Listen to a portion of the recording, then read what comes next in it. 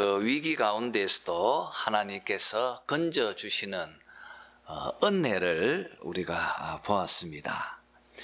자, 우리도 욥처럼 모두가 다 욥이 입고 있는 이 은혜의 낙하산을 하나씩 입고 있다고 말씀을 나누었습니다.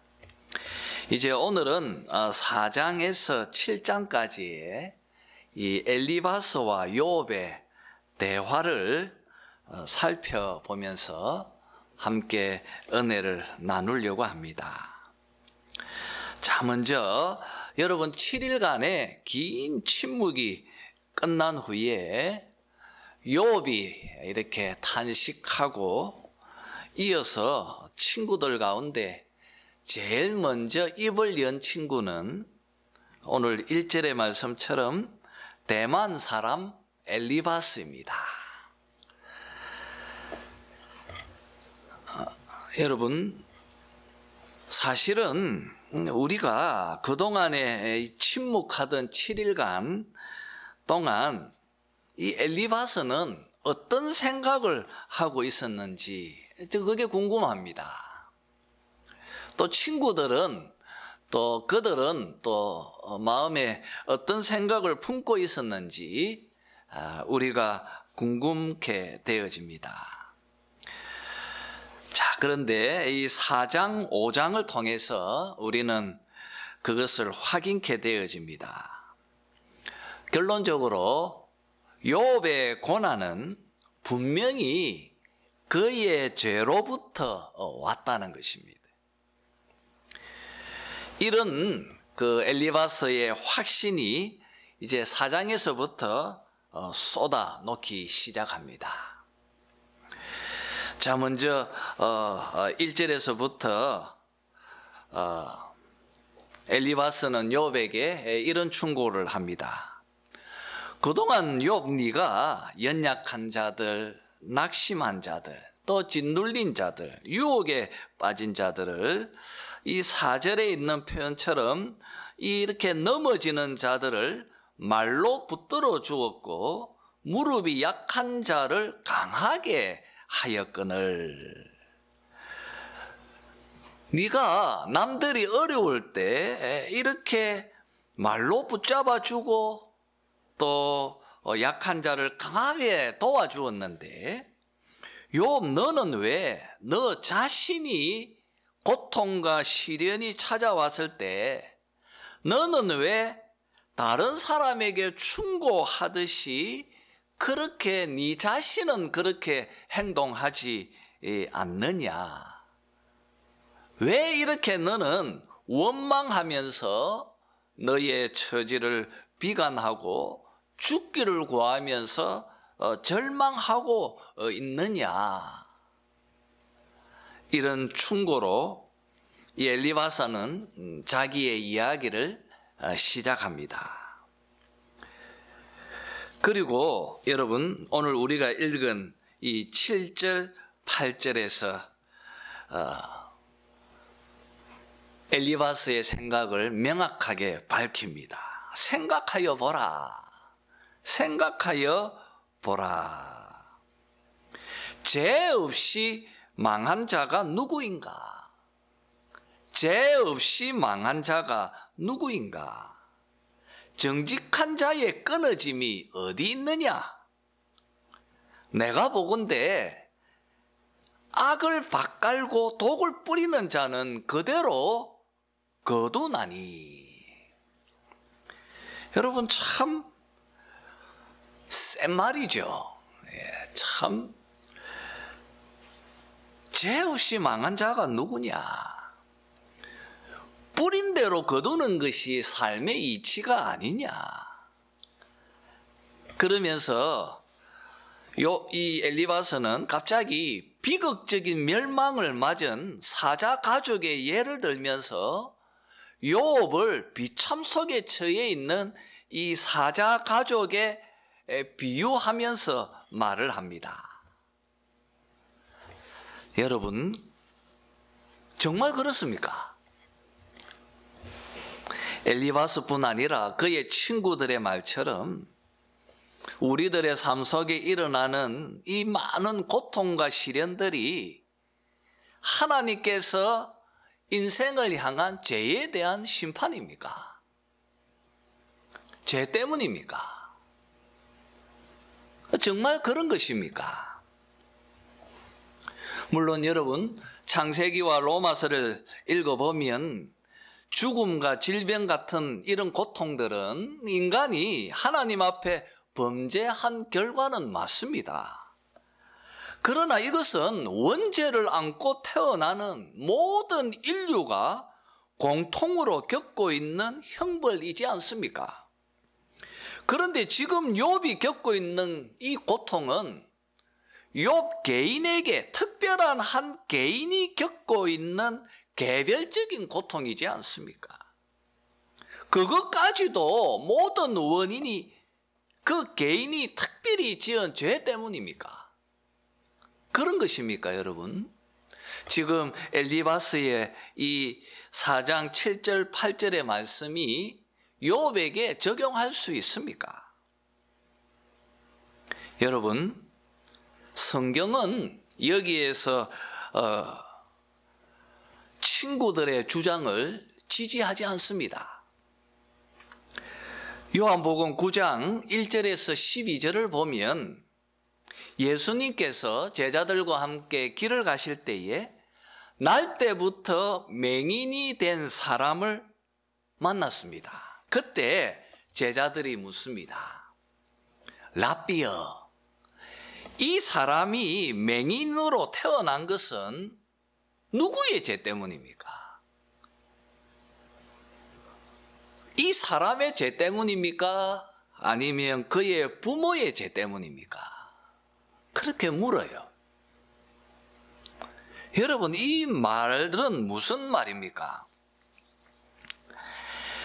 이 사람은 날 때부터, 태어나면서부터 맹인이었으니까 만약 자기의 죄나 부모의 죄가 아니라고 한다면 이 사람이 태어나면서부터 맹인으로 태어난 것은 하나님의 잘못이 되는 것입니다. 아무 까닭 없이 하나님께서 이 사람에게 이렇게 큰 고통을 주는 것 자체가 하나님은 불의한 분이 된다고 생각하는 것입니다. 그래서 제자들이 지금 이 질문을 하는 것이죠. 누구의 죄 때문입니까? 여러분, 이런 생각은요, 인류의, 이 인간들의 보편적 정서 가운데 매우 뿌리 깊게 자리 잡고 있습니다. 왜냐하면 인간은 이 인과법칙 그리고 권선징악, 이것이 가장 공평하다고 생각하기 때문입니다. 그래서 태어나서 장애를 안고 난 사람들을 또 불의한 사고로 장애를 안고 사는 사람들, 또 병이 든 사람들, 이런 사람들을 매우 터부시합니다. 이런 사람들을 가까이 하면 뭐 부정탄다, 혹은 또 뭐 속된 말로 재수 없다. 여러분, 이런 정서가 이 사회에 깊숙하게 자리 잡고 있는 것을 우리가 보게 되어집니다. 이런 정서는 지금 현대를 살아가는 우리 사회도 별반 다르질 않습니다. 지금 욥을 대하는 이 세 친구들의 정서도 사실 동일한 것입니다. 다르지 않아요. 욥에게 닥친 고통과 시련을 긍정적으로 생각하지 않고 이 친구들은, 특히 엘리바스는 매우 부정적으로 접근하면서 지금 욥을 훈계하고 책망하고 있습니다. 여러분, 누구 때문입니까? 주님은 이 날 때부터 맹인이 된 이 사람은 이 사람의 죄 때문도 아니고 부모의 죄 때문도 아니다. 아니다. 그에게 하나님이 하시는 일을 나타내고자 하기 위해서이다. 하나님께서 자기 일을 하시려고 이 사람이 태어나면서부터 맹인으로 태어난 것이다. 말씀하시면서 이 사람의 눈을 실로암에서 고쳐주셨습니다. 이런 예를 또 하나 더 보았으면 합니다. 여러분, 누가복음 13장 1절에서 5절을 보면 두 가지의 사건이 언급되어집니다. 하나는 갈릴리 사람들이 성전에서 제사 드릴 때 빌라도의 칼에 죽은 사건입니다. 제사를 드릴 때 군병이 와서 이 사람을 죽였어요. 또 예루살렘의 이 실로암에서 망대가 무너져 버렸어요. 그래서 그 밑에 18명이 깔려 죽었습니다. 주님께서 이 사건을 통해서 말씀하십니다. 이때 사고로 죽은 사람들이 지금 살아있는 너희들보다 죄가 많아서 죽은 줄 아느냐? 그렇지 않다고 예수님이 말씀하셨습니다. 여러분, 무슨 말이죠? 그 사건들은 죄에 대한 하나님의 심판이 아니다는 거죠. 그런데 사람들은 보편적으로 그 사람들이 지은 죄가 많아서 하필 그때 거기 있어서 벌을 받았구나. 그렇게 생각을 쉽게 해버리는 겁니다. 여러분, 우리 예수님을 믿는 자들 모여있는 교회 속에도 이런 식들을 굉장히 아무렇지도 않게 막 말을 합니다. 저는 너무 많이 들어요, 그런 거를. 꼭 욥의 친구들 같아요.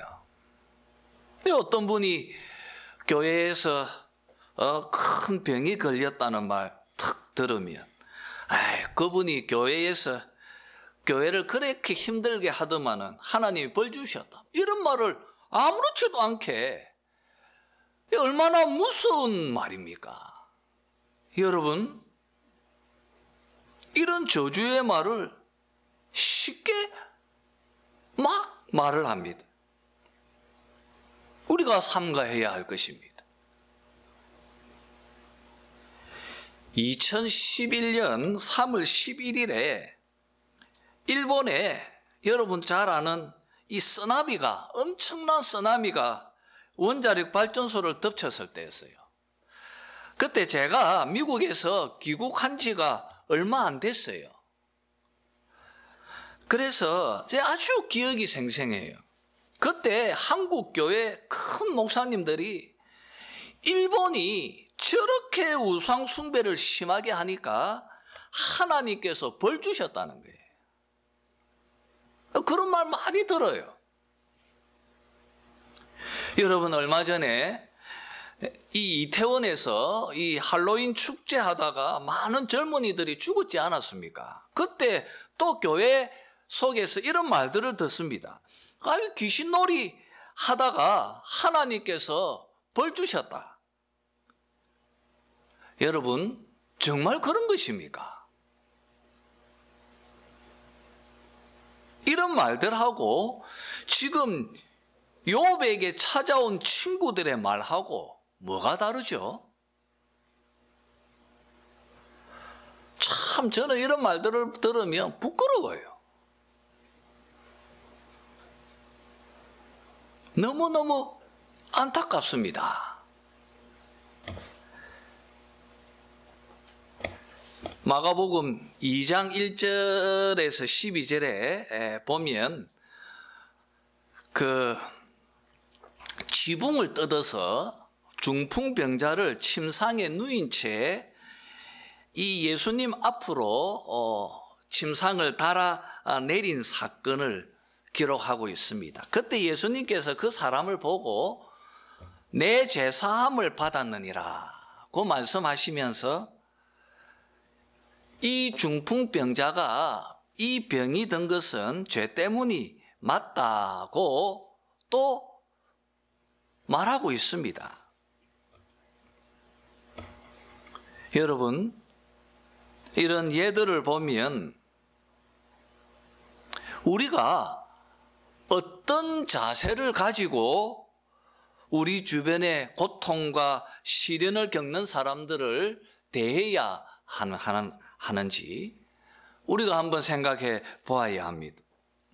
먼저 여러분, 우리들은 예수님처럼 하나님이 아닙니다. 우린 몰라요. 여러분, 우리들은 그저 연약한 피조물이고 자기중심적인 죄인들입니다. 우리는 예수님처럼 왜 그 일이 일어났는지 맞다 아니다를 명확하게 밝혀줄 수 있는 그런 능력이 우리에게는 없습니다. 그것은 오직 하나님만이 아시는 것입니다. 그러니 우리가 하나님 자리에 앉아서 함부로 예단하고 또 결정하고 그리고 이 친구들처럼 책망하고 권고해서는 안 됩니다. 절대 그래서는 안 됩니다.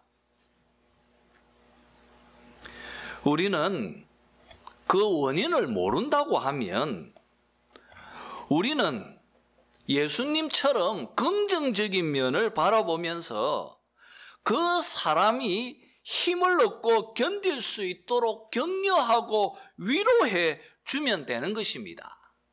또 히브리서와 베드로 전서처럼 이 고난과 시련이 주는 유익에 대해서 가르치면서 격려해 주면 되는 것입니다. 그런데 사람들은 그렇게 하질 않습니다. 쉽게 판단하고 쉽게 예단하고 결정짓고 그리고 아무렇게나 말을 하고 그런 안타까운 모습을 우리가 봅니다. 꼭 욥의 친구들 같습니다. 엘리바스와 다르지 않아요. 여러분, 욥의 친구 엘리바스가 이 자기의 이 생각, 죄 때문이다 하는 것이 확실하다는 것을 욥에게 각인시키려고요. 12절에서부터 이 4장 12절에서부터 자기가 겪은 계시적 경험을 첨가합니다. 참 여러분 12절에서 이런 말을 해요. 가느다란 소리가 내 귀에 들렸느니라. 가느다란 소리가 들렸다. 그리고 13절에서 또 환상 이야기를 해요. 내가 그 밤에 본 환상을 봤는데 그 환상 중에 형상을 모르는 그 영이 나에게 이렇게 말했다고 말해요. 17절 한번 읽어볼까요? 뭐라고 말했는지 한번 읽어봅시다. 17절 시작. 사람이 어찌 하나님보다 어렵겠느냐? 사람이 어찌 그 창조하신 이보다 깨끗하겠느냐? 그렇게 말했다는 거예요. 그러니 욥아, 너의 죄를 회개하고 하나님의 자비와 용서를 구해라.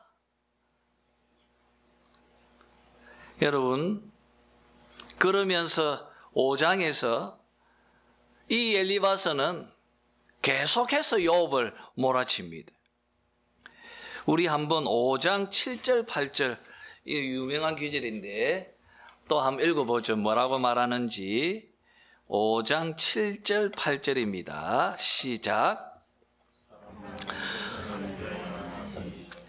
불꽃이 위로 날아가는 것 같으니라.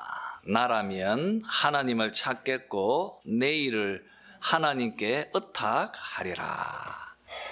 자, 여러분 엘리바스가 이렇게 말합니다. 욥아, 인생이 원래 그런 거야. 인생이 원래 그런 거야. 사람은 고생을 위하여 났나니 불꽃이 위로 날아가는 것 같다.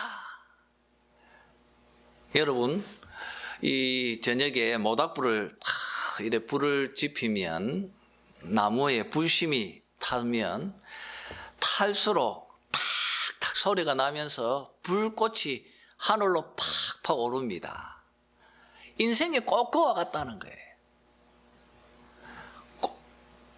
불꽃이 탁탁 나는 것처럼 고난과 고생과 시련이 우리 인생에 찾아오는 거예요. 지금 이 엘리바스가 그렇게 말하는 거예요. 고난 없는 인생 어디 있느냐? 만약에 나 같으면, 만약 내가 너와 같은 처지라면 나는 하나님 찾겠다. 여러분, 엘리바스는 은근히 나라면 이렇게 했을 거야 라고 말하면서요, 지금 자기의 의를 욥 앞에서 과시하고 있습니다. 매우 부적절한 표현이에요. 여러분, 우리는 신앙생활 하면서 엘리바스와 같은 이런 교만한 사람들을 너무나 자주 봅니다. 저는 정말 많이 봤어요. 마치 자신이 하나님의 중보자인 양, 내가 기도하니까 하나님이 내한테 이렇게 말씀하셨다. 뭐 이렇게 내가 계시를 받았다. 또 내가 보니까 환상을 내가 봤는데, 여러분, 이런 말들로 교회 안에서 사람들을 지배하고 조종하려고 하는, 요즘 이런 말 많이 쓰죠. 가스라이팅이라는 거죠. 이런 사람들이 교회 안에 참 많습니다, 여러분. 또 자기 자신을 상대화해서 마치 자신이 굉장히 특별한 존재인 것처럼 자기를 높이는 이런 화법을 쓰는 사람들이 매우 많습니다. 여러분, 이런 사람들은 멀리해야 합니다. 이런 사람들은 좋은 사람들이 아니에요. 왜 제가 이렇게 말을 하느냐면 너무 많아요. 한국 교회는 이런 분들이 너무 많습니다. 멀리해야 합니다. 여러분, 이런 자신을 공격하는 이제 이 엘리바스의 말에 욥은 6장 7장에서 이제 답변하기 시작합니다. 욥이 뭐라고 말하는지요? 6장 1절에서 3절을 통해서 먼저 자신이 자제력을 잃고 지나치게 좀 흥분한 것에 대해서 나의 말이 경솔하였구나, 그렇게 먼저 자기의 과오를 인정합니다. 그러면서 지금 자기가 얼마나 힘겹고 고통 가운데 지금 처해 있는지 자기의 처지를 호소합니다. 그래서 4절에서 이런 말을 합니다.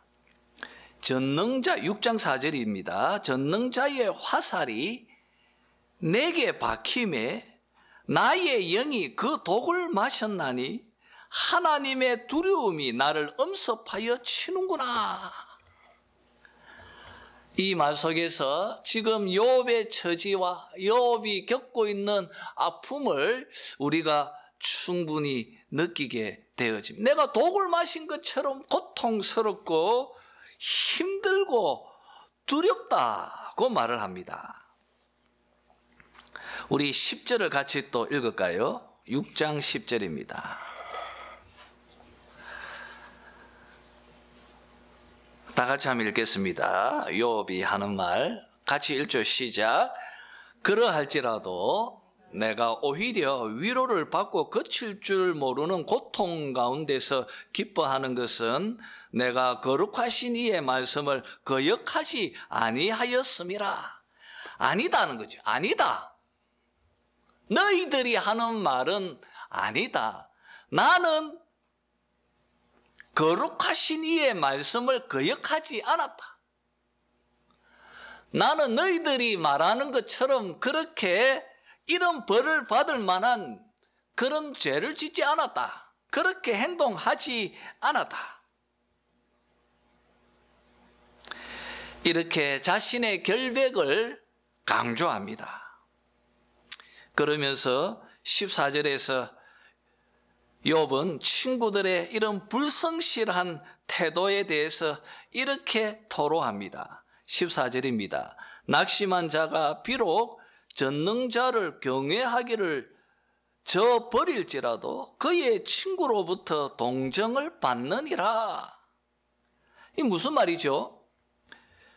너희들의 말대로 내가 악을 행하였다면 악을 행한 하나님과 등을 돌린 사람이라고 하더라도 그 사람도 친구한테는 동정을 받는데, 친구한테는 그래도 동정을 받는데 왜 너희들은 나를 비난하고 나를 책망하고 회개하라고 말하느냐? 여러분, 참 힘들겠죠. 욥이 얼마나 힘들겠습니까? 그러면서 욥은 24절에서 이렇게 말합니다. 자, 6장 24절 읽죠. 시작. 나의 허물된 것을 깨닫게 하라. 내가 잠잠하리라. 가르쳐도 뭘 내가 잘못했는지, 뭐 그 말이죠. 내게 가르쳐서 나의 허물된 것을 깨닫게 하라. 잠잠하리라. 그럼 내 입 다물게. 네 말대로 할게. 이런 욥의 마음을, 힘든 마음을 읽게 되어집니다. 결국 욥은 27절에서 폭발해 버립니다. 27절에서 이렇게 말합니다. 너희 친구를 팔아 넘기는구나.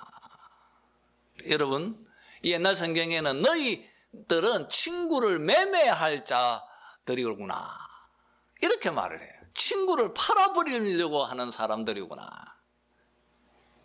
친구들의 위선을 폭로하면서 화를 쏟아붓습니다.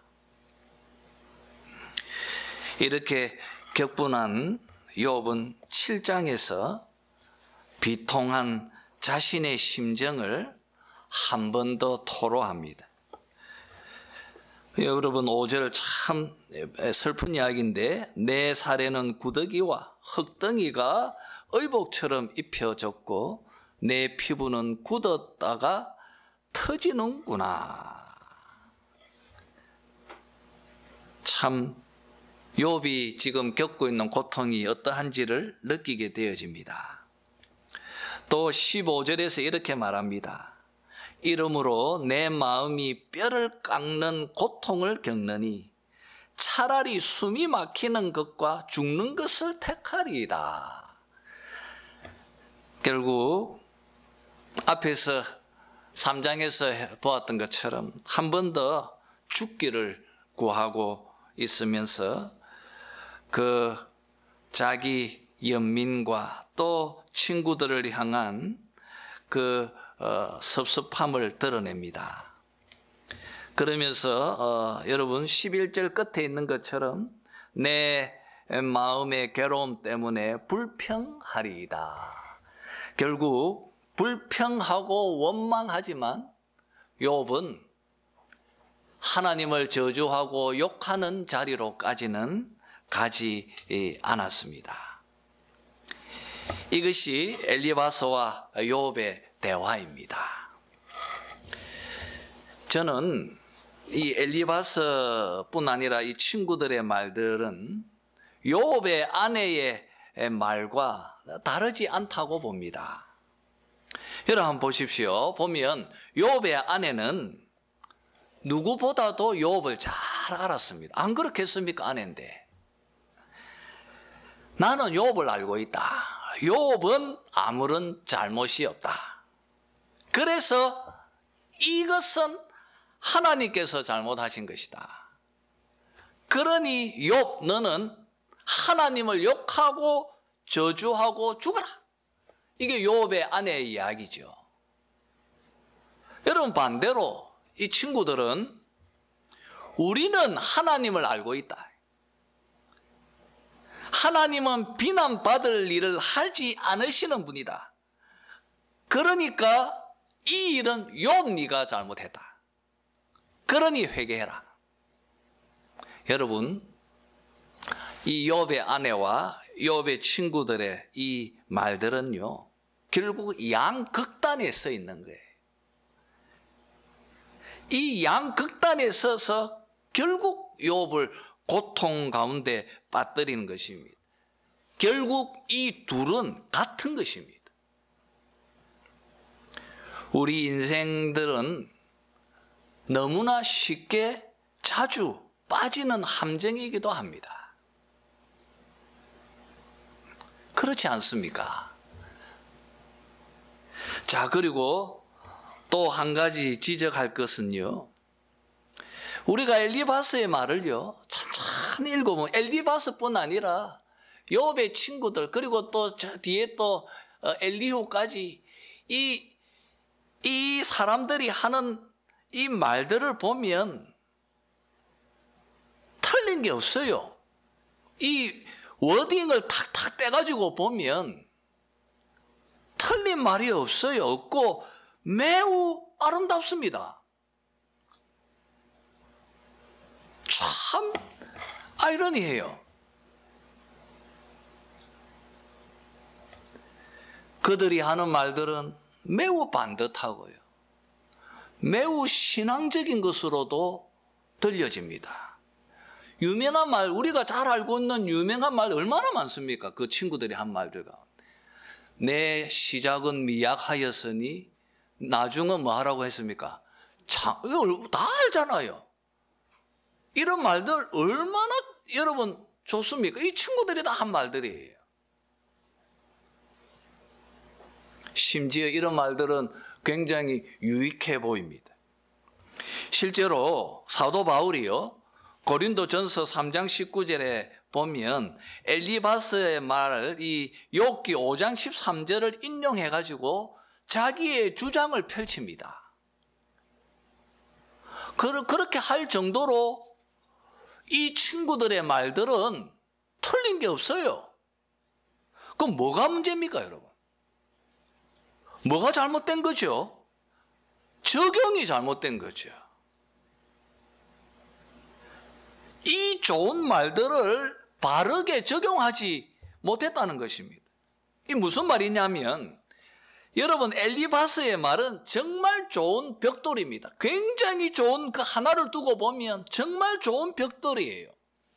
그 벽돌을 가지고 담을 쌓을 때 반듯하게 정확하게 쌓아야 하는데 그렇게 정확하게 쌓지 못하고 이 담을 욥 쪽으로 향하도록 기울어서 쌓다가 결국 담이 욥을 위협하고 무너져서 욥을 지금 죽이고 있는 것입니다. 이런 것을 보면 저는 욥기서를 읽으면서요. 우리가 사람들 사이에서 관계를 맺고 사는 것이 얼마나 이게 어려운가를 참 느끼게 되어집니다. 그리고 욥의 친구들처럼 지식이 많다고 그 사람이 탁월한 것도 아니에요. 무엇이 필요합니까? 이 지식을 바르게 올바른 상황 속에서 적용해가면서 사람을 돕고 위로하는 지혜가 필요하다는 거예요. 지혜가 필요하다는 것을 깨닫게 됩니다. 욥기서는 성경 안에 시가문학이에요. 이게 시가문학입니다.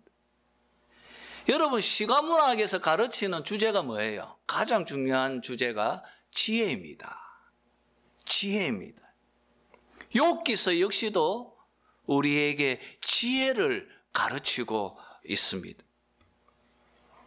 여러분, 지혜는 무엇입니까? 뭐가 지혜죠? 고린도전서 1장에 있는 말씀처럼 지혜는 우리 주 예수 그리스도입니다. 그렇지 않습니까? 지혜는 우리 주 예수 그리스도입니다. 그리고 그가 우리들에게 보여주신 이 십자가가 이게 하나님의 지혜의 최종판이라고 그렇게 바울은 말합니다. 세상에서 가장 부끄럽고 거스르는 것이 십자가였는데 이 부끄러운 십자가가 우리 성도들에게는 가장 큰 자랑거리가 되었다는 거예요. 이렇게 하신 것이 하나님의 지혜라는 거예요. 여러분, 예수 그리스도의 십자가, 그것이 하나님의 지혜가 온전히 녹아 있다면 그건 뭡니까 그게? 저는 사랑이라고 봐요. 여러분, 결국 바울은 고린도전서 12장 13장에서 결국 이 모든 이야기들을 사랑으로 이끌고 가는 것을 보게 되어집니다. 욥의 친구들, 이들 속에는 그리스도의 십자가에서 녹아있는 그 사랑의 지혜가 그 안에 없는 거예요. 그래서 그가 가지고 있는 그 뛰어난 지식과 신앙을 가지고 형제를 상처 주고 그리고 힘들게 만들고 있는 것입니다. 여러분, 그 안에 십자가로 통하여 보여주신 하나님의 그 사랑이 자리 잡고 있었으면, 그 지혜가 그 안에 있었다면 친구들이 이렇게 행동하지는 않았을 것입니다. 사랑이 있었다면. 이제 말씀을 맺겠습니다. 여러분, 우리는 사람들 속에서 누구에게도 사실은 위로를 받을 수 없습니다. 우리를 위로해 주실 수 있는 분은 앞에서 다루었던 것처럼 우리 주 예수 그리스도 외에는 없습니다. 그가 우리의 위로자이고 피난처이고 우리의 중보자 되십니다. 그가 우리의 친구입니다. 그가 우리의 유일한 친구이고 예수님이 바로 우리를 위해 목숨을 버릴 수 있는 선한 목자이십니다. 여러분도 예수 그리스도 안에서 이 사랑을 품고 주변에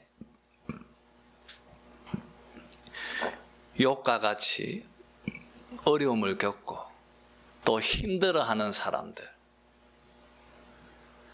또 도와야 할 사람들이 있으면 외면치 마시고 그들에게 그리스도의 사랑을 베풀 수 있는 그런 여러분들이 다 되시기를 주님의 이름으로 축원합니다.